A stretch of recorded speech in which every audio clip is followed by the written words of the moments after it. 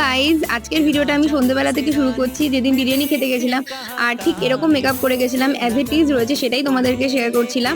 একটু লিপস্টিক না eyeliner smudge হয়েছে, তো সেটাই তোমাদেরকে শেয়ার করলাম। আর এরপর সকালবেলা চলে গেলাম, আর সেদিন তো ছিল 25শে বৈশাখ আর বিশ্বকবির জন্মদিন। সেই উপলক্ষে তার ফটো দিয়েই আজকের ব্লগটা আমার শুরু হলো।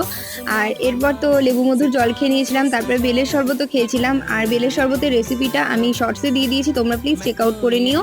আর এরপর লাঞ্চে ছিল ভাত, আলু ভাজা, ডিম কষা, এগুলো দিয়ে খেয়ে তারপরে আজকে চলে গেছিলাম একটু বাজারে সন্ধ্যেবেলা। তো আজকের দিনে আমার মাসি মেশোর অ্যানিভার্সারি ছিল, তো সেই জন্য এই ব্যাগটা কিনেছিলাম গিফট পারপাস।